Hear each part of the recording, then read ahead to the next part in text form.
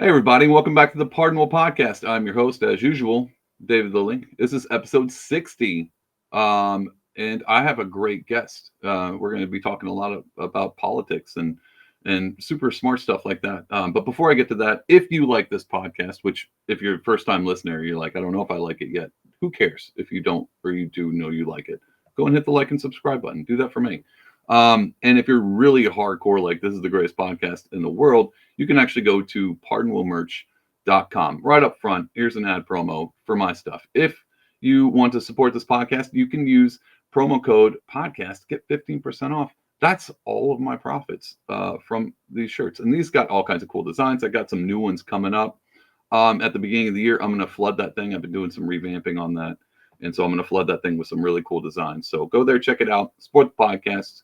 By buying a shirt, you can be the cool kid in town. And be like, well, hey, where'd you get that shirt? Did you get that at Costco? And be like, no way, dude. Pardonablemerch.com. Anyway, guys, we made it to 60.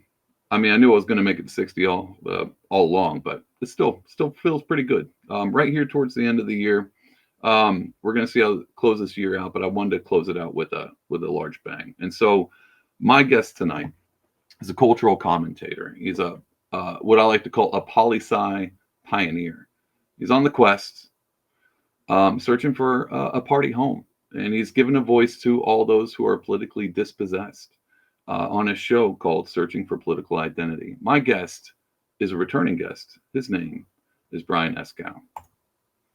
Brian, what's going on, man? Wow, that's a really wonderful introduction. I hope I deserve it, but it made me feel really good.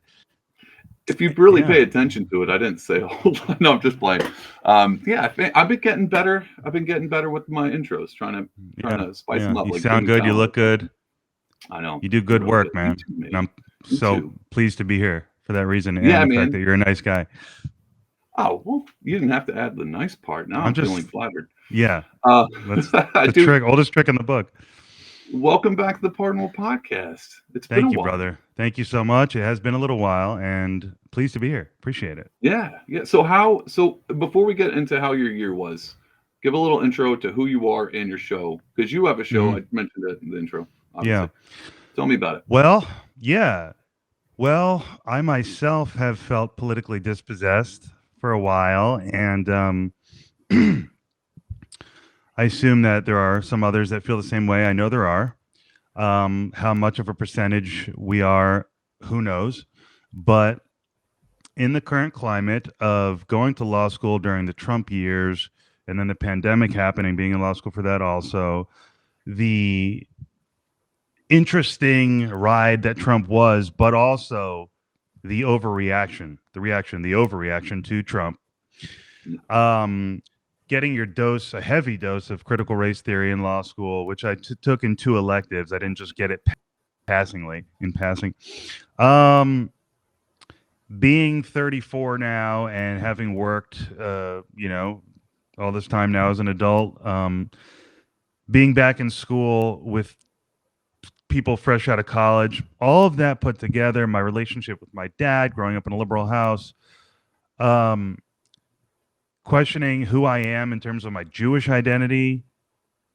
I totally. Where do I fit? Yeah. So, and that's only most recently with the Israel-Gaza situation, sad situation. It's led me to question, search for my political identity and question if I want to continue voting for Democrats like I always have. So I voted for Obama twice, Hillary and Joe. That's my little thing that I say. And then that's the frame against which I say, but hey, look at all this stuff I say against the Democrats. Why do I keep rallying against the Democrats? And why am I so attracted to things Republicans say generally? Trump is a whole nother conversation. But generally, why do I feel like Republicans are saying things that I agree with more lately? So I started a podcast to connect with fine people. And really, though, like-minded people and mostly thought leaders of all kinds of varieties. Yeah, man. And you've had some pretty awesome guests, myself included. Yep. How was this past? I mean, hold on. Before we go there, when did you start the podcast? I don't think I asked you that last time you were on.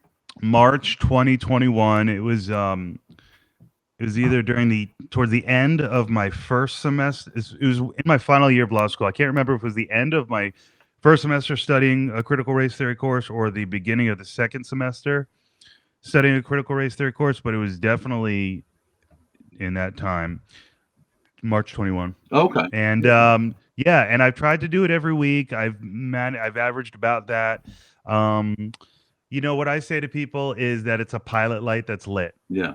So it's there, it's burning, it's hasn't taken off yet, but I'm proud of it. I feel enriched by it, and I'm gonna keep going for now. Yeah, man. I'm in the same category. I don't know. I wouldn't say. Oh, I guess everything is relative in the category. Like what's taken off. You've had some pretty rad guests. No, I 100% have. How no, you're dare right. you, Brian? Let me make a distinction between I'm how calling well up my all your podcast guests, and they're does like, generally. this guy said, yeah. I've had some amazing guests. Angela McArdle is the first one that comes to mind. While she was running for chair of the National Libertarian Party, she's the chair that she won. Yeah, you know, so that's the contact I have. She won't return my calls. You know, I don't know. No, I'm just playing. I feel really proud of the guests that I know that I've gotten lucky relative to the tour that I'm on. If I'm on the toilet tour, in some regards, somehow I've managed to like grab some good people. So that's amazing. Yeah. I was gonna say, like, dude, I don't know how you've done it, but that would have been even more of an insult. Dude, that actually, well, you answered my question, because what I was gonna say is you've had a lot of great people on. I've listened to the podcast, especially the ones that are people I recognize. And I was just sitting back. I was like, I wonder, over the past, since you've been on, I didn't know about you till me and you talked and chatted about each other's podcasts and went on each other's podcasts. But since you've been on, I was like, I wonder, beside me, obviously, who was your favorite guest to have on that gave you a good idea where you stand politically or swayed you into a political. Okay, so if the metric is what guest had the most sway. Yeah, not on like not the most, not necessarily who my favorite was, because that's more subjective, right? But who had the most impact one way or another? Give me both. Let's do both. Okay. I'm not sure that I can answer the favorite one. I mean, I interviewed episode 14. I remember was with a 3-time Pulitzer Prize winning journalist from the Atlantic, Bart Gellman. He was one of like 3 of the 3 journalists who broke the Edward Snowden story. Oh, wow. And he wrote a book. He's had a few bestsellers. One of them is called Dark Mirror. Oh, yeah. Talking to him about that was really cool. But there's honestly, like, every time I talk to someone, I go, shit, that was like the best conversation ever. So favorite stuffer, but most impact, I'm going to probably go with Herb K, a guy who I've ended up having on like 8 times. Oh, wow. Okay. Yeah. But the reason I would say is that he's the one person who not only has a clear thought process on politics and worldview, but he actually he's a real thought leader. He drafted a plan. He does projects. His new thing is called the 1964 plan. Okay. The 1964plan.org for anyone interested.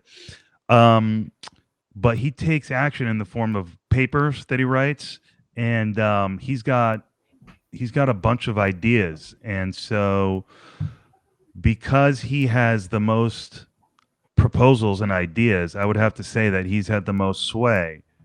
And he's a libertarian for sure. Of course, these stupid libertarians, man. They keep messing everything up. He's a smart one. I know. Oh, I say stupid. Even if you, you got to understand, he did some questionable things. Let me be blunt. Sadly, he went to jail for 6 years for committing a tremendously serious financial fraud, and I make no apologies for his behavior, and I don't know much about it. That's very libertarian, to be honest with you. That's right up that libertarian. Right. I had Dan. I had Dan Berman on. He's known as Dan Taxation is Theft Berman, and me and him just talked about how to not pay taxes. So it's right up these libertarians. No, this guy, from what I understand, frauded people, scammed people really bad. Oh, okay. Yeah. So that's but him going to jail for 6 years is what gave him experience with a certain population, and enabled him to ultimately create this new thing. And so it's kind of funny and strange putting my eggs in that basket, but I didn't commit any crimes. Yeah, it's true. And he's on a redemption tour. So I was about to say that, man. Those redemption arcs, they might be priceless when it comes to the human experience, and being able to kind of capture that. Especially if you're doing it on a podcast, is even better, because then you start to get your audience to be like, yeah, dude, I mean, that stuff he did was pretty bad, but oh my god, that's kind of smart. Or I do. He's an interesting cat, very smart guy, and he's anyway. I could go on, but he's given me the most things to talk about in terms of like stuff to chew on in terms of I guess. But that's a good question, and probably not fair, because I really have had so many good ones. Well, no, that's fair, and you've had a lot of really good libertarians, like Angela, you brought up, and then this guy. It seems like here's when I say stupid libertarians, it's only because I kind of fall into that group, and I try to. You know what another one is? What's another one? I'm sorry to interrupt. No, you got. ANCAP Air. Yeah. Super smart. That dude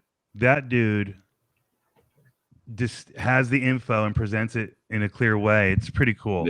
Yeah. See, and that's where I run into. This is what throws me off about political parties and stuff like that. It's because I rarely find. Everyone says like the libertarians are all wacky. They don't want you to have a driver's license. Everybody can drive a car. People should own nuclear weapons. And you're like, I get these caricatures, like the Ron Swanson caricature. But if you sit one down and you go, how do you feel about economics? I guarantee they've read way more than your average, even people that work in political campaigns. Right. Like they're highly intelligent. And if people, as an ongoing joke, people always equate to autism. But I think there is something there. Yeah, it's immediately what I thought of when you mentioned reading a lot of economics. Yeah, I play jokes about them ridiculous. All the time. I talk about I brought this up on my last podcast, Rod. I always make fun of libertarian podcasters because their background sucks so bad. There's nothing, and I'm like, you do this for a living, like, and so I started painting stuff and ragging on them, but I use the term as them being autistic. It's an ongoing joke in the Libertarian Party, and so I have no qualms. Yeah, no, I've heard it. It's something I picked up on X. Most jokes that term gets thrown around. Most jokes have a little bit of truth to them, and I think they definitely do. Yeah. And it's a fascinating. Think about that though for a second. It really is interesting. Autism, some social disorder, and the group at large wants to have no social order, very minimum social order. Yeah.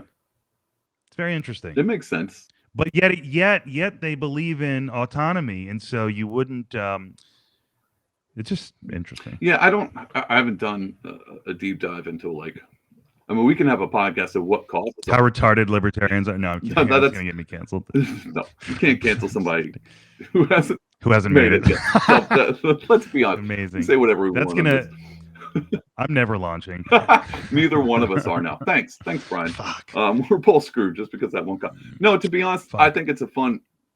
Truthfully, the word retard is just an engineering word. It's a mechanical term. Well, I'm dating someone now. Thank God, someone's taking mercy on me. Bad segue, dude. Don't go from. Yeah, and she is. She would not be happy with that, and it wasn't maybe the even most charming use of the word. But I'm a '90s child.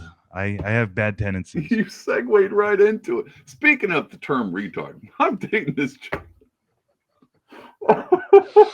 Oh man. She's the opposite of retarded, but she may be. Look who she's dating. Every once in a while I'm doing podcasts, no one knows about this. Is a little inside baseball. I write down timestamps of being like, this would be a good clip. Might have to edit. Might have to edit this one. Anyway, this is starting to turn out to be my favorite episode. I thought this was a free for all. It is. This is my favorite episode so far. I'm loving it. What I was going to say is, they're super smart. Most libertarians are way smarter than me. I'm not in that category. I haven't read all the books, but I don't know where they get the rap. I mean, I do. There are some crazy ones. I get it. They're the loudest too, because most libertarians aren't super, unless you get them on a topic like, hey, well, how are we going to build roads? And they're like, let me tell you. And so you get into that. But I try to space my libertarian guests out because they're great. They're great to talk to because they always have ideas that no one thinks of. Because you can turn on CNN or Fox and kind of get a gist of what Republicans think and what Democrats think, but you really don't know unless you really sit down with a libertarian who has some, and most of them all have like their thing. Like Scott Horton is super anti-war, and you have all these different libertarians who have their niche, and I like that about them. But back on the social, it does make sense. Is if you were autistic and social cues aren't something you pick up on, or it's not something that you're super fluent with, which from what I understand, that seems to be an aspect of somewhere on the spectrum. It would make sense that they would be like, well, I just don't want to have to be forced into that. I like that. They would find themselves being autonomous on their own. I don't want to play that game. Exactly. And so, and is it healthy? Yeah. Is it healthy? It's an interesting question. Well, is it healthy to not want to play that game, to want to be an individual to that extent, to be that obsessed with it? It's not, as a libertarian, and there's so many degrees, and we could spend an hour talking about libertarianism, but just by itself. But is the idea that you don't want or need a government healthy? It's an interesting question. It is. What are your thoughts on it? What do you think?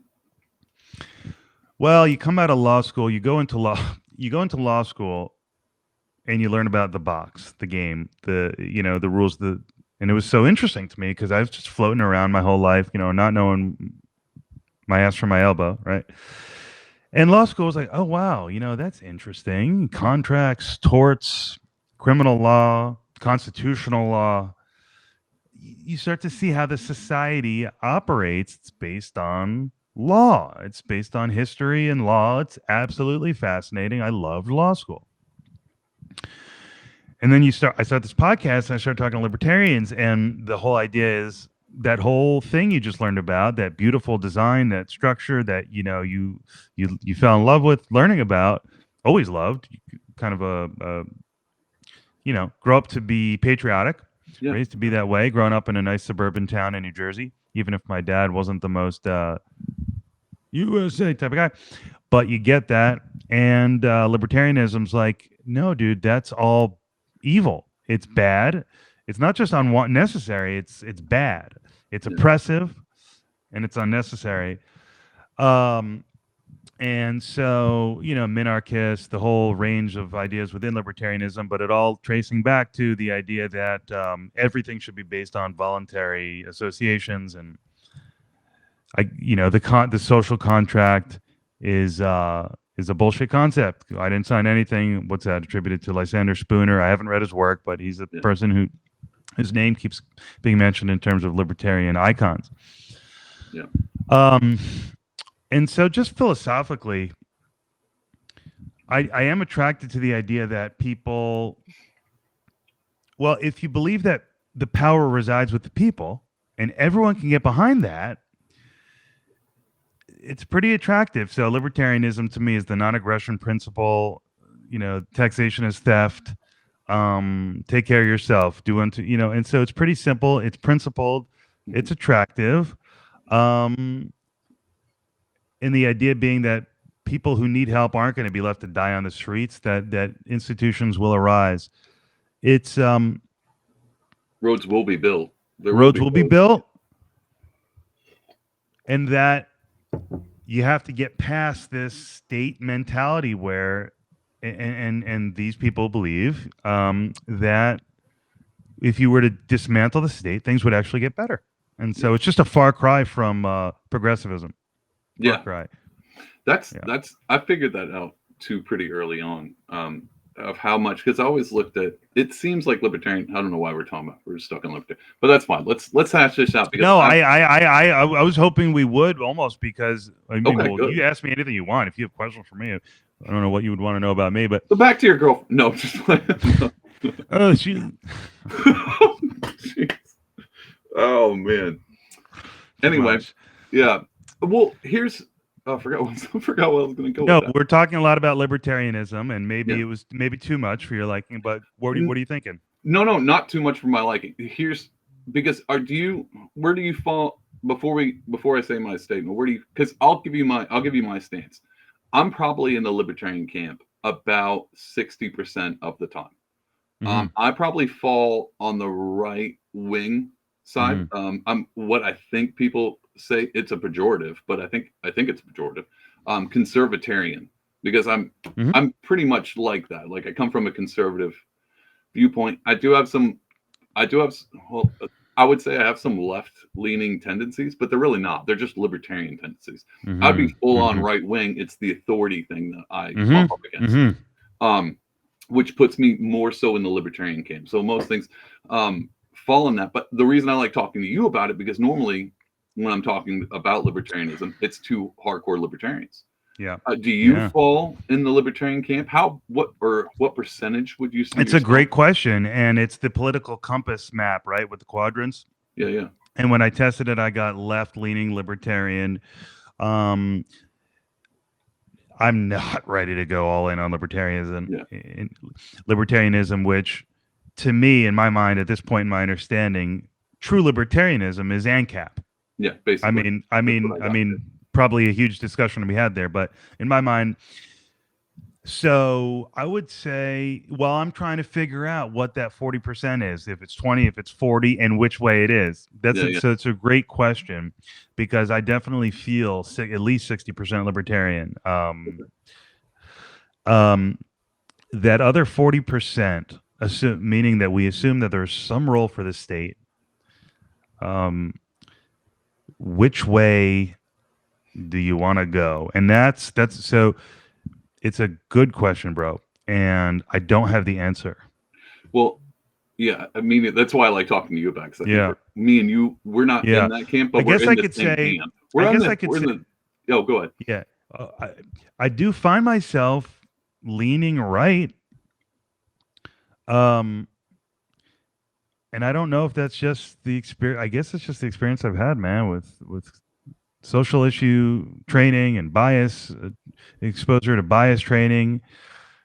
It's just, I don't know what it is. My friends being conservatives, but I'll put it this way.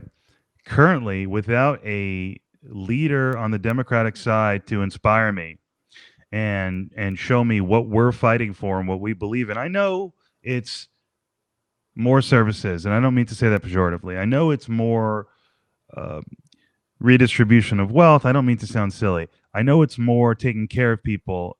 That's what the pitch would be. But like I said in the intro, with social issues and even economic issues now, I feel like the notes Republican hits are a little more pleasing to my ear. So no disrespect to like Joe Biden, but he's not inspiring me. And so absent clear direction and understanding, I do lean towards who I like hearing from more, and the Republicans have my ear, I will say. Would you I think you're spot on with that, not being super inspired by Joe Biden and them not really having a leader to be inspired by. Yeah. The thing that here's where I get hung, and I understand politics is itself a game, but what really turns me off on the Democrat side is the fact that the emperor has no clothes and they refuse to acknowledge it. They maybe start exactly that the fact that Biden isn't a likable character, that he isn't all there. Like you can tell, he's getting old. Sense, his gaffes are so numerous, it's almost not funny anymore. It was funny for like the first few years, and then you're like, God, this guy. This is rough. And the fact that like everyone can see it, and we're all going like, everyone can see this. Oh, here's a good example. And this is a terrible example because I don't even know what this kid's about. But there's this kid on Twitter named Harry Sisson. Apparently he's like a TikTok influencer. The stuff that he tweets, it has to be he's either a bot. He's like one of those animatronic bots that they made into a person, because he just says like, Biden looks great. He looks like he could lift twice his weight. And you're like, dude, what? What are you doing? Like Right. you're so delusional. And But that account, I don't know that I still follow him, but I'm like, damn, like I gotta have this guy in the podcast because he's yeah, either a very brilliant progressive kid or he who is. also, Yeah. or he's a paid shill. I got to find out. Or But he's the other thing we talked about earlier in the episode. right, Which starts with an R. We can't say yeah, that. and we don't know what that is because this has been polished up nicely. Well, in I think in the cutting room. Exactly. Man, I hate to tell you this. I'm not going to edit that out. Damn it. No, I will. Maybe we'll see. I don't care. I might make it my the thing I put Your in the front loop? of the music. Yeah. Recurring intro. But yeah, I mean, I'm with you. I think it was proven that he was a paid shill. But regardless, even that, like I Not follow. Surprising. Sure seemed like one. Right? Yeah. And, oh yeah. And I think that's a thing, but it's that constant thing with it. It just seems like they're lying. They know they're lying, and everyone knows they're lying. It's that part. If there was a bit of honesty coming from at least the people propping them up, I don't know how many times I've watched the press secretary like avoid question, which I know she's a spin doctor. I get it. But some of it's just so blatant. Like, we all know you're lying. You're not even trying anymore. Or it's so difficult that, you're stuck between a rock and a Biden. And how do you get out of that situation? So, yeah, I haven't been watching much news lately. And I kind of stopped watching those press. Jen Psaki was pretty good television, She was better. Yeah. Well, she's still on television. Well, I heard her talking the other day, and I don't want to judge with Lawrence O'Donnell, and I certainly wouldn't want anyone to judge me out for a 2-minute clip.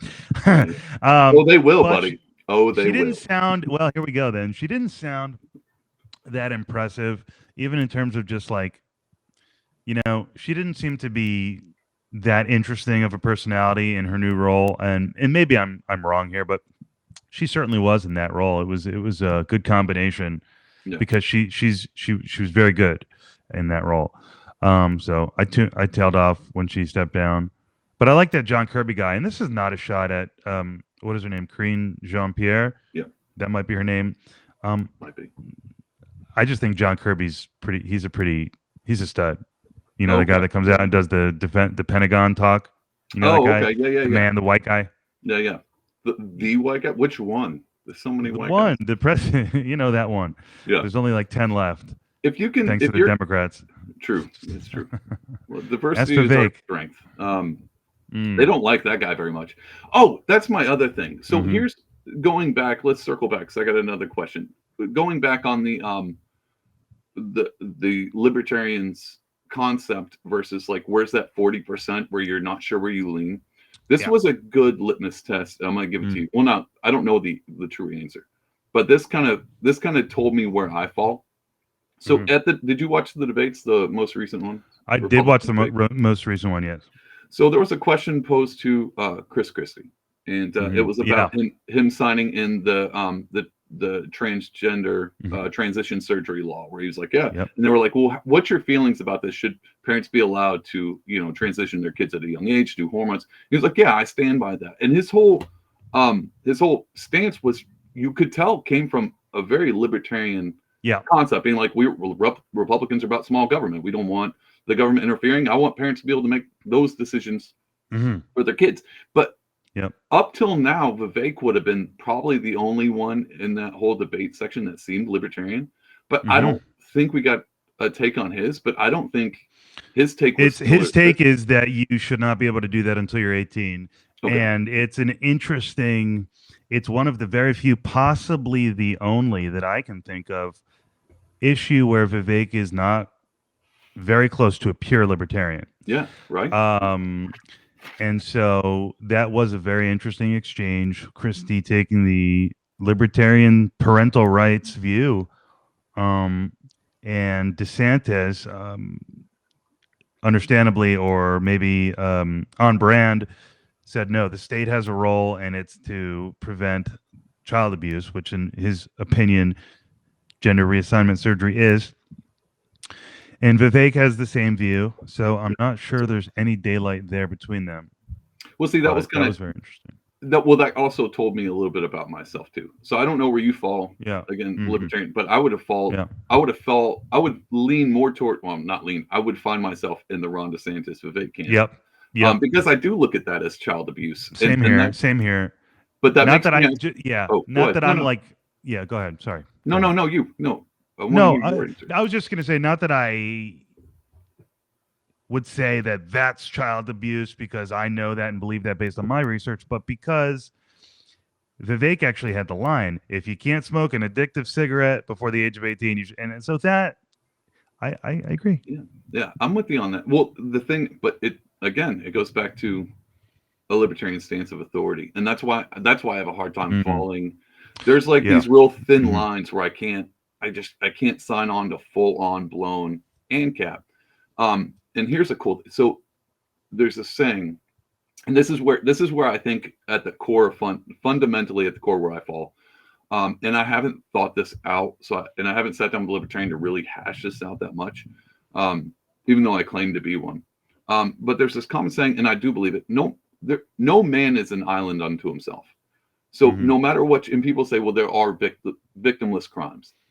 You could kind of pull that, but even at the end of the day, most crimes, if you analyze them, there is a victim. Most of the time, it's the person committing the crime is their own victim of their own crime, depending on how you do it. I mean, if it's a drug thing, Mhm. smuggling drugs, well, they're the victim. That it gets into the weeds, but overall, there is a rare instance where any crime there is no victim, is where I kind of fall Mhm. into, because there's a chain reaction to everything, and so the authority, that I probably would be a minarchist, because Right.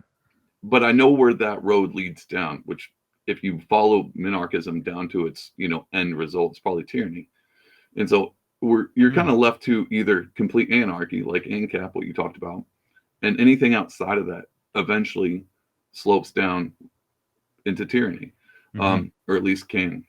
And so I struggle with that. That's Mhm. where I'm at. But there's no way I could, because I go back to the child abuse thing. You can't be libertarian. I mean, I guess you Yeah. could and be completely all about no government if your neighbor's beating his kids in his front yard. Like, what do you Yeah. do then? Is it vigilante justice at that point? Or Mhm. you go, well, I can read to him Heiss, and maybe Rothbard, and maybe he'll change his ways. Maybe tell him about Jesus, and maybe he'll stop beating Yeah. his kids at the supermarket. Right. But Right. other than that, what authority do you have? That's where I get stuck. Yeah, no, and so that's where I am too. What is the proper role of government? Period. Yeah, How big should it be? It comes from that, and what should it do? But are we really going to say that there is no role for a centralized monopoly on violence, as the libertarians or the yeah, NCAPs would call it, right? Is there no role for the state? Um, so I was just reading a paper. I was cleaning my trunk of my car last night that had a box of papers that my dad gave to me a few months ago from my like high school years. And this was 8th grade, and so it was a write up on Locke and Hobbes, and I was like, oh wow, I should really know this. I guess I did at one yeah, point, but Locke saying that man, absent government, absent society, would exist in a state of nature, pleasant, cooperative, all that. Whereas Hobbes famously had the opposite view, in that therefore Hobbes was a fan of the state. Basically, there is a role for the state, and so just tying that into, are there any interests that were is there anything that we as a society are willing to hand over to the state? And so, no, I'm not there yet, saying that the answer is yeah, nothing. yeah. But I'm not there yet. I'm not there yet either. Part of me wants to be, but Yeah. my faith in humanity is not. Mm. It's not So maybe locked we're in. It's not. Hobbesians. I would probably put myself there. Yeah. I don't know if Yeah. you leave man unto his own devices. I think we have a clear history of how Mhm. that turns out, and that's where I'm like, I don't know. Mhm. In some instances, the better angels take hold, and Right. people do the right Right. thing on their own fruition. Here's another thing that throws me off that people don't talk about when it comes to libertarianism, or even just freedom in general, because libertarians love their freedom. is the responsibility aspect. Like all freedom requires a hardcore responsibility with it. That's my assessment of why people like bigger government, because it's less responsibility on your own. And libertarians have a pretty big concept being like, no one's coming to save you. The only people who can save you is each other. So, obviously being big into volunteerism, but there is no safety net. It is kind of up to the wind. If someone is down and out or dispossessed, you are kind of leaning in on the better angels of humanity to help you out instead of a mandated government. And that puts a lot more responsibility on the people. And that's all I'm saying. I think if you took like a large section of people, cut 100, the entire United States, the entire population, cut 100 people out of it, I would say maybe 30 people out of that 100 would be more inclined to have freedom and responsibility. And then 70% of that 100 would be more inclined to have less responsibility and less freedom and more safety and security. It makes me think about time in history. With technology, is there a relationship? Surely there is, between the advancement of technology and the role the state plays in our society. But also maybe that's a flawed thought. Maybe there isn't. Maybe the more technology, like Bitcoin, the more freedom, the less need for this. But with the technology, I'm thinking, well, is it easier to live today? And if it's easier to live, is it reasonable that, or at least understandable, that people would become more less self-reliant, and more dependent? So it's the role technology plays is really interesting.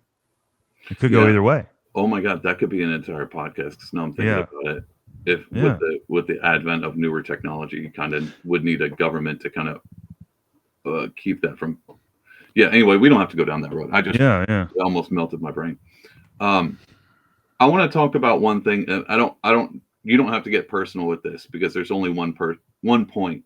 And I haven't brought them. Matter of fact, I had some friends who's like, hey man, you've been doing this podcast thing for like not every week, but pretty often. It's like, you haven't brought up the Israel-Palestine thing at all. And honestly, I don't talk politics that much on my podcast anyway.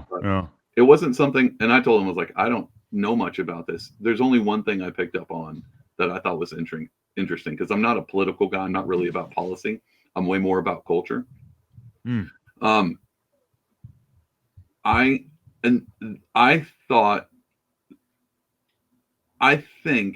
me your thoughts about this. I think COVID didn't do a very good job of blending the two tribes. I think it was pretty divisive, even though it got wonky at one part in time.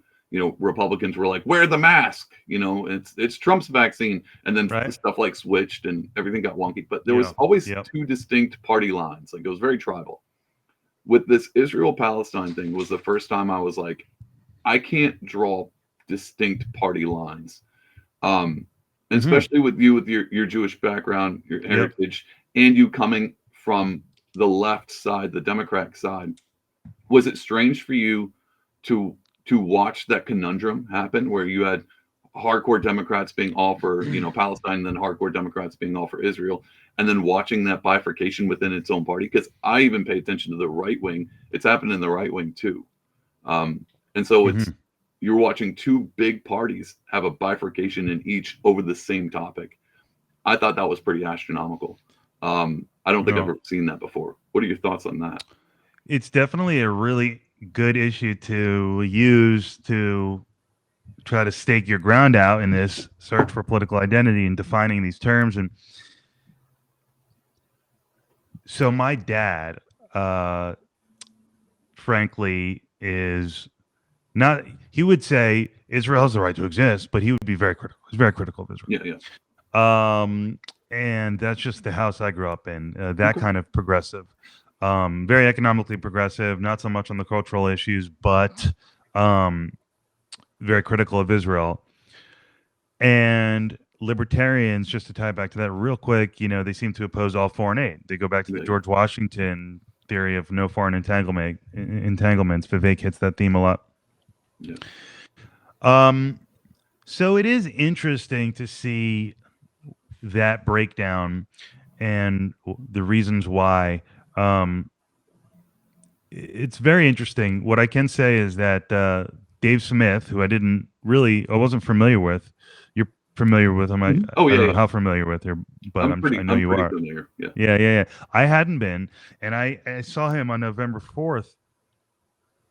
Just 20 something days after the attack, and that was really interesting because he's Jewish, he's Mhm. critical of Israel, and he's a libertarian, Yeah, yeah. and so that was an interest. And so lately, I've been saying, oh, I could get behind his line of thinking, but truthfully, my baseline is, you know, although I'm not ready to say I can stick up for my defense of Israel stance completely, hey, the idea that there's a right to exist there and that if someone fucks with you like that, you can go in there and kind of do what you think is necessary.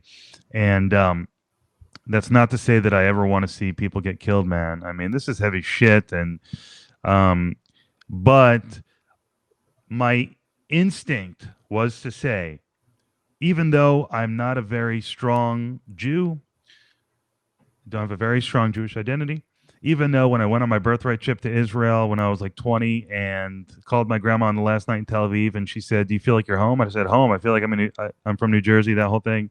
That's Yeah. my famous little story. Um, no, I didn't feel like I was home. That was 20.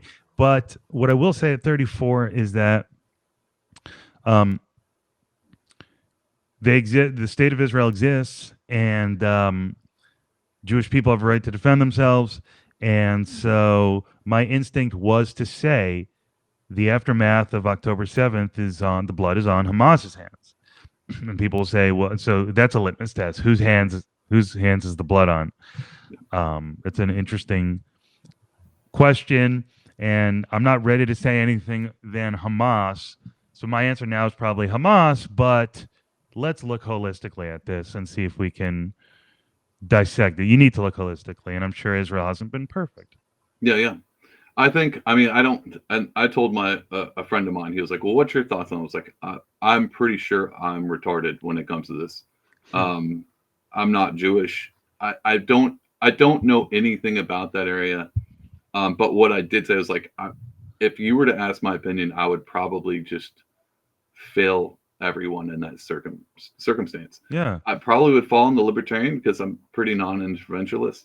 Me being a Yep. Christian, here's another interesting thing. Not only did it bifurcate, you have Democrats split on this issue, Republicans split on this issue. You have Christians split on this issue because there's a lot of dispensationalists that are like, this is the land chosen by God for Israel, and then you have a lot of Christians being like, that's a different covenant, and there's a whole theological thing behind it. It's the one issue I've seen hit in every aspect. Really help people define where they stand on things. And that's why I thought That's it was interesting. to be honest, it's just horrific. Every time I hear Dave Smith or Scott Horton talk about, the Hamas side or what it always seems to come down to maybe there's three parties in this whole situation, not the Israel. I'm talking about people's opinions. You have people going October 7th was uncaused, unprovoked, and that it gives Israel the right to do whatever they need to do. And then you have other people being like, well, this is obviously there's a history here, and this is the government, and Hamas was, this is a different party. It gets the further back in history you get, the more complicated it gets. And so there's people who are like, well, this is where I stand, this is where. But then there's this third. This is why I bring it into you. Then there's this whole third group of people where I would probably fall in and go, look, we all agree that we don't want kids dying. Like, we all agree we don't want innocent people being slaughtered. If I stand in this center ground, I don't, whatever it is, this is the thing I don't like about it. And then the other two sides go, not good enough. Pick one. Like, that is mind blowing to me, because I've had that conversation. I'm like, well, I don't know enough about this. I've had people go, then learn. You need to know. And I've never seen that happen, where you can't even be indifferent. You have to pick a side. And that's why I thought it was one of the most, as horrific as it is. Like, think about any other horrific thing that's happened in history. I don't know if there's ever been this much well, maybe there was. I wasn't around all the history, but anyway, I found that interesting, and I tied that into where you're at, searching for a political identity, because there's a lot of people that are dispossessed in a political party, and now there's dispossessed people inside political parties going, "Oh man, I just thought I was rooting for not killing kids." America. Yeah, or maybe not even America at that point. I just didn't want to see people die. I love America, but I don't like when they bomb people that shouldn't be bombed. Can I have both these stance? And now it's getting so weird out there politically, where you can't even be like, look, you're either for America and you're for bombing of everybody, like a Nikki Haley, like bomb them all, or you're like, no, America's the worst, and it's oppressive, and we need to dismantle it down to the bottom, and wherever that goes. It's just, this is why I've avoided the subject for the most part, because again, not super smart about it. There's plenty of other podcasts who go into detail about it, but I wanted to know your take, most specifically about that bifurcation in every party, where it's crazy to see when this is the thing that threw me off when when they were talking about right wing riots carrying Palestine flags, or no, it was Israel flags. They're like, all these right wingers with their Israel flags. You're like, wait, what? Like, yeah, okay, yeah, and what? that's not the MAGA. That's not the MAGA coalition. I don't think. Oh, I wouldn't either. But it was also a thing. People going like, I've never seen an Israel flag at a right wing thing. I've never seen it, and it's one of those things where it's like, what's that about? There's so many questions, where people try to pin. They were like, obviously these right wingers are for the bombing of Gaza, and we're like, no, look around, man. Like, this thing is split everybody into having to think for themselves. Yeah, somehow the right has become the party that feels more accepting of Jews, and somehow, because whether it's fair, well, no, it's not fair to conflate the government of Israel with Jews. That's not fair, right? But that was my thought. But we have a Jewish state, and we come from a non-religious, a country that's supposed to be a-religious. So it's just all very weird. I mean, it would be one thing if Ukraine, well, that's weird too, because it's like no one knew what Ukraine was. But it would be one thing if the country was kind of like I don't want to call Israel a theocracy, because that's probably not fair, but not a Jewish state. It's fascinating. We had a Jewish state out there. It's just really interesting. And you got to figure out, do I think it has the right to exist? Do I think any flaws that it might have had, any mistakes that it's made along the way, does that warrant October 7th? Should we be supporting them? Why are we supporting them? Yeah. A lot of really interesting questions. And I can tell you that the house I grew up in was more skeptical of our unconditional support. And I have family, I have cousins who are big time supporters, and that are more, that identify as more, that have a stronger Jewish identity. And growing up, going to their house 4 times a year was like a really interesting thing for me to do, get a flavor of that conservatism, damn near Orthodox Judaism. Yeah. While we weren't, that really has been a big part in my search for political identity. So I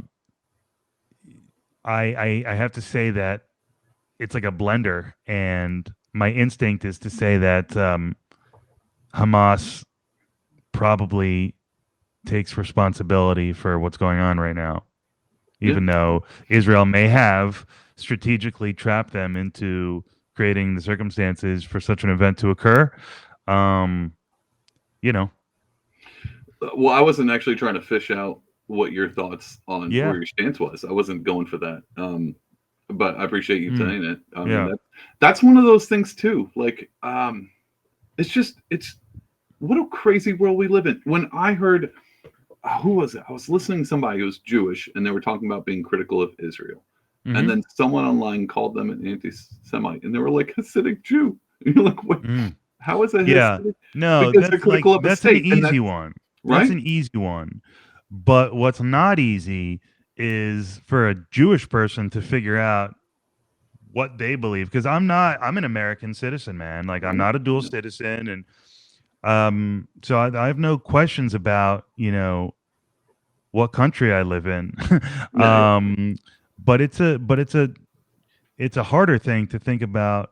Maybe it's just because I am Jewish. A younger Jew too, right? Yeah. Well, Outside of the age of the Holocaust, in some regards, yeah, it's a little different. But maybe I'm just really disassociated as a Jew. I don't know. I don't know. So I'll give you a little bit. My stance is to go pretty much where you will. Where even October 7th on face value, I'm like, yeah, obviously this is Hamas's fault. Like that's not cool. And then everything gets weirded out from there. But I grew up, obviously not Jewish, but I grew up in an evangelical Christian household. And most of I think my dad's a dispensationalist. He still believes, like. What does that mean? You used that word before. What does that mean? It means contractual, like God has a chosen. I'm going to try to break this down. God has a chosen plan specifically for the Jews, a covenant with the Jews, and then God has a chosen plan specifically for the Gentile Christians. So there's like God looks at Jewish people in a particular light versus he looks at everyone else. And what is the ultimate end game according to that view, if you don't mind? And if it's possible to do it quickly. If it's not, then maybe it's too long. No, I'll do it quick. There's a bunch of them, and I haven't done a deep dive into this, but when you say Jews go to hell, no, I'm kidding. No, actually, I think that there's a special. They're all going to hell. But yeah, no, I think as far as the dispensation, I think there's just there is. Man, I'm going to try not to, because someone's watching this being like, and that's not what I believe. So I'm going to try not to put words in anybody's mouth and speak on something I'm not super familiar with. But I think the end game is for Christ to return to really try to save the Jewish people. That's the most hardcore paraphrasing I've ever done in my life over such a deep topic. But I grew up in a home like that. So even in my dad's church, my dad's a pastor. Growing up, we had like 3 flags in our church, right? We had the Christian flag, which is white with the blue cross. We had an American flag because we're in America, and then we had an Israel flag. And they would specifically pray for Israel. It's God's chosen land for the people. So I grew up in a very similar vein, I guess, as far as a Gentile goes. Admonishing, that's not the right word. Just exalting Israel to a certain stance in theology, and so in Christian doctrine. So Israel was pretty high up in there as far as allegiance goes. There's tons of scriptures in the Bible being like, those who bless Israel are blessed by God, and so on and so forth. So I grew up in that realm. Truthfully, I don't know why we got on this topic, but either way, we're here. I grew up. It's really interesting because religion plays a significant role in all of our political identity, politics, and whether you believe it or not. Well, here's something that I had this conversation. So I grew up for the most part all over the country, but a majority of growing up was in Texas in the South. And when I moved to New York for the first time, I was walking through downtown, and I had a guy shoveling snow. And I was just sparking up conversations with everyone. I'm real friendly. I thought you were about to say sparking up a joint or something. Okay. Yeah, no, not quite. Okay. But conversations, and I was like, hey man, what's going on? And I just said hello because I'm from Texas, so you just wave, you talk to people. Yeah. He was like, hey, dick move in New York. Right. But he was super friendly. He was like, hey, my name's, whatever my name was, and he goes, yeah, and we were talking. He goes, yeah, I'm Irish. What are you? And it was the first time I've ever been asked like where I come from, and I didn't know what to do. I was like, I'm from Texas. I'm a mutt. Like I'm like so many things. I don't know what ancestor DNA and 23andMe didn't exist yet. I don't. I mean, I've got English and Irish and German. I've got I've got a ton of stuff. And so it was just weird when people came right off the gate with what nationality we're, and I realized that is a New York thing, or at least in East, like upper Northeast. You grew up in New Jersey, and I was talking to a buddy of mine about this. He said that's because New York City is such a melting pot where you have. These are important things to know about people. Whereas in Texas, I was like, the only thing people in Texas care about is what college football team you root for. Right. What county are you from? Exactly. No one cares about what you come from. So when I started hearing about being, talking to people in New York and hearing about anti-Semitic hate, I was like, I don't get it. Why? why do people not like Jews? Like, it didn't dawn on, it never made sense to me. I was like, but even, I mean, set aside the Christian growing up thing. I just didn't look at any and be like, they're Jews. I don't get this. And so that was always a weird, and I asked some people about that. I was like, I never understood where this comes from. Maybe it was because I didn't grow up in an area where there was a whole Jewish sect, and then there's, the Italians and the Irish, and then, the ADOS, and then you're describing New Jersey. Yeah, New Jersey. Okay. So I didn't grow up there, so none of this stuff made sense to me. And I was like, I would have never looked at anybody differently because it never was important. And so that's right. That was a little background. So just kind of give you an idea. That's why I ask questions the way I do, is because I don't, none of this is all new to me. This is all Greek. Well, it's another huge reason why I framed my podcast the way I did, searching for political identity. It was mainly a rejection of the left's obsession with identity politics. It's cool to get to know people. It's good to I do that. Where are you from? Like, what are you like? You're like, but if I do that, it's with the obvious understanding that you're equal to me and that you're here. And so it's, if anything, just kind of an interesting thing to ask someone, not, hey, let's restructure our society around perceived differences. But immigration, all of this, the mixing of identities, it's absolutely a part. And to put it simply, is, do we want a melting pot or do we want a melted pot? Yeah. No, it's good. And yeah.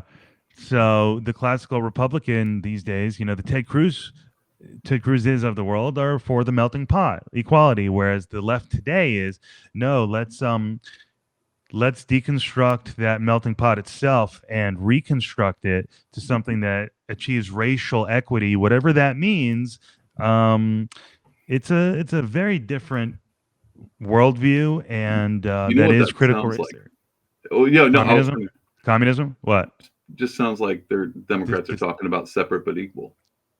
It just kind of sounds it's not that. It's not that. No? Okay. It's no.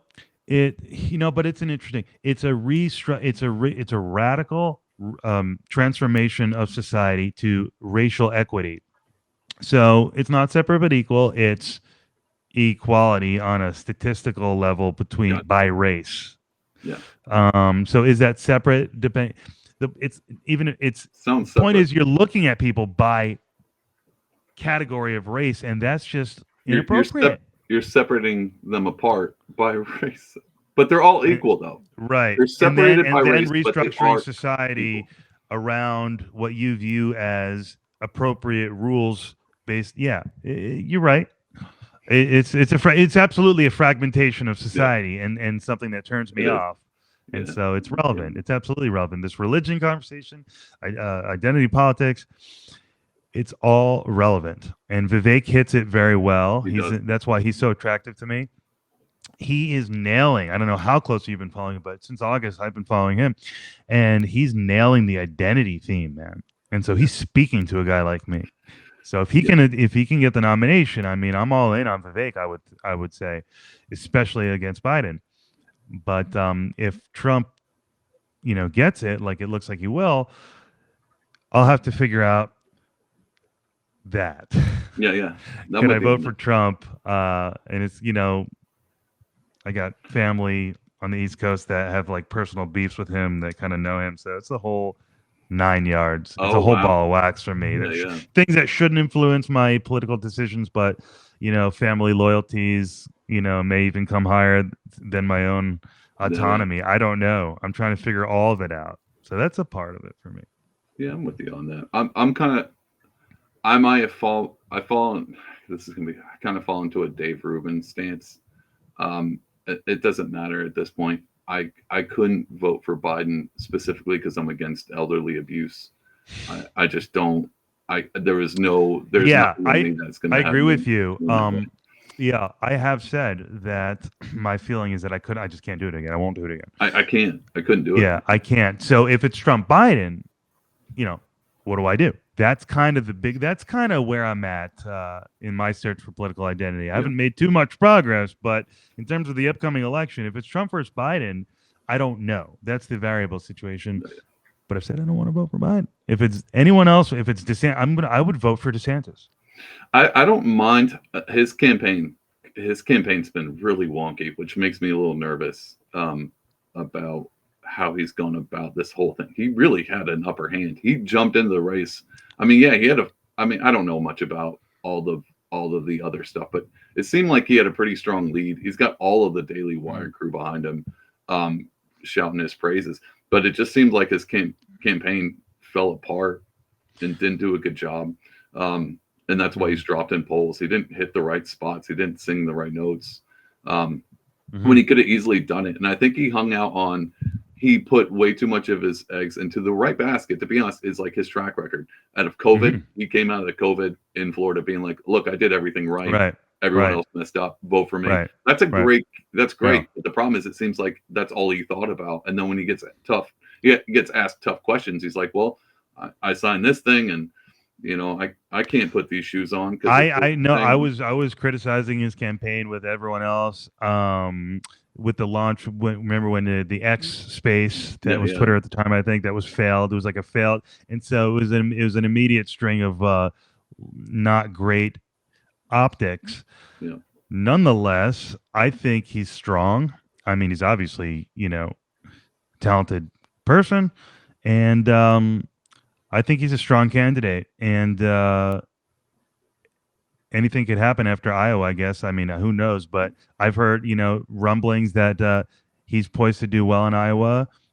I know Vivek is putting a lot of eggs in the Iowa basket, as everyone is.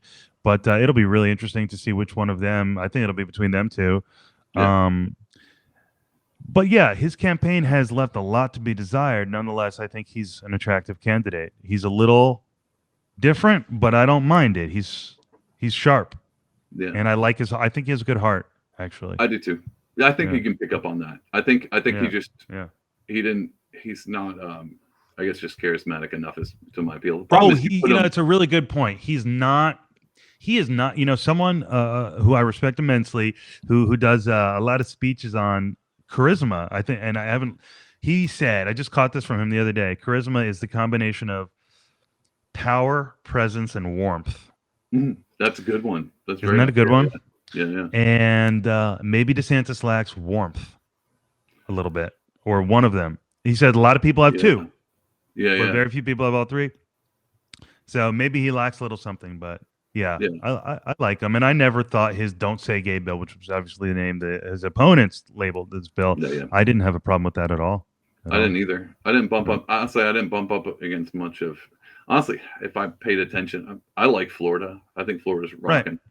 I would vote for DeSantis. At this point in time, again, I go back that there's no way guns. You could be like, I'm going to shoot you if you don't vote for Biden. I'd still be like, shoot me. I'm not voting for Biden. Yeah. That's how much, honestly, the starting off 2020, I didn't vote 2020. I was like, I'm a libertarian. I just want to see this thing play out. Let's see how it goes. I regret that decision now, even though my vote wouldn't count if I voted for Trump. Right. I live in New York. It's not going to matter. But even then, like, I just for my own principle's sake, I'm like, oh man, I didn't vote. I'm still going to complain because I have every right to. But now, man, I just from seeing some of the sliminess of it all from the Democratic side, I just wish somebody would point. Here's how I would vote for. This is how I would vote for Biden. One scenario: Biden's up there talking. Dr. Jill comes up next to him, his wife. She just, takes the mic from him. She goes, all right, everybody. My husband has severe dementia. He's doing the best he can. He's struggling here. And we all know that I've been by his side trying to help him through. He's done a decent job for where he's at from what we could do. And I just want to let you know that he has a great team behind him. He's going to fumble this. We're even going to bring out the wheelchair with the blanket. We're going to FDR him. And bring in that sympathy and be like, look, we're just doing the best we can. And that's it. Then I would be like, then the emperor would have some clothes. He would have, or at least have a blanket, or at least a care team. Yeah, a care team. Then I'd be like, at least maybe somebody's buying. It depends on who's pushing. But now if Hunter's wheeling him around, they'd be like, all right, hold on now, hold on. Smartest guy I know. The smartest guy I know. Although did you see, quick digression, there was one leak of like a Hunter Biden memo that he wrote about the gas in like the liquefied natural gas industry in Europe, and I read that and I go, this guy knows what he's talking about. Like, so who knows? He may well be a sharp guy. Me having a podcast about art, I'm really considering doing a whole episode over his art. That's an amazing idea. Really good idea. Thought about that. And then juxtaposing it with a whole episode about art used in money laundering. But I haven't figured out how to do that yet. Right. But we'll land this plane on this question. So if Biden doesn't run, actually, let's just start with one more question before that. Do you think he's going to run? Do you think this is a percentage wise? What's your percent that he run? Are you 50-50? Yeah. I'm 50-50. Yes. If he, I guess I have 51% that he won't. Okay, that wasn't worth stopping you for, but no, that's a good point.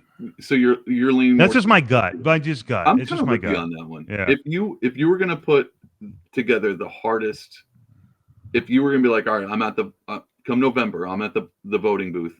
This is the hardest decision I'm gonna make because these candidates are really difficult to choose from in a good way. So your top team, say you're like you like Vivek a ton, which I can pick up. So if you had Vivek for running for president on the Republican ticket, who would be your Democrat ticket? You'd be like, this is a tough choice. Who would that be? Well, the problem is that we haven't had a spirited primary to date, and I understand. You can certainly understand. The president's sensibilities and his team's sensibilities, and there's some probably good arguments for why there hasn't been a spirited competitive primary, but absent one, and I think there should be one, it's hard to say. I like Dean Phillips more than I like Gavin Newsom because from the 3 minutes of media that I've seen both of them do, I just think Dean is a chiller vibe. I don't know, and doesn't have all the liabilities that I think Gavin Newsom has. I thought Steve Bullock in like 2016 or maybe it was 2020, probably 2020. I think he was a governor from Montana, just kind of a down to earth guy. He was talking about getting money out of politics. That was cool. He was attractive. It's not, Buttigieg at one time I was high on because, and I don't want to, judge him with his transportation stint too harshly because he's a smart guy, right? But I just don't know. I'd like to talk to Pete Buttigieg, frankly. I'd like to hear more from him. He's a guy that wants structural change. He's like a thought leader, so I respect that. So someone who can articulate a vision, because that's what Vivek has done. And so who can do that? It remains to be seen. Yeah. I think if Tulsi Gabbard wouldn't have left, she would have been a great candidate. Yeah, well, that name certainly popped into my mind. But she did, and I'm not sure what Democratic, if you will, what policies that she shares with the Democratic Party. I don't know. Okay. If any. What about this? Oh, see, now I can't because you obviously favor Vivek. All right, so here's a good question. This is a good one. Hit me. DeSantis versus RFK. That's a really good one. That would be pretty rough, right? That would be hard because they both have very similar stances when it comes to COVID. And the answer is if RFK managed to become the Democratic nominee, then yes, he would absolutely be the answer. So I should have named him. No. That's a good. Well, he's not running on the independent. But DeSantis RFK, do you want a guy who is clearly well studied in the history and policies of our country, DeSantis, and who believes the state has a role to promote conservative ideologies? Okay, that's attractive for me right now to some degree, for sure. Or the guy who says corporations are the problem and we need to stop talking about progressive or conservative and just dismantle corporate power. That's really attractive. Yeah. It's kind of different. They're different vibes. And my big question would be, how much overlap do they have? That would be really interesting. But between them, gun to my head, I think my gut is going to say DeSantis because I want to try something new and I like him, but I'm not sure my heart would allow me to do it in the voting booth for whatever sick That would be reason. hard. I find, I mean, the other thing is probably RFK. Oh, I can't say he because he's running an independent and his stances on COVID and some of the other things leans probably. He sounds like a libertarian, but if you look at his other policies, you're like, oh no. Very His progressive, control stuff like that. Yeah. But what I do like about teaming or like comparing DeSantis, because they seem like they're cut from the same cloth with different policies on the edges.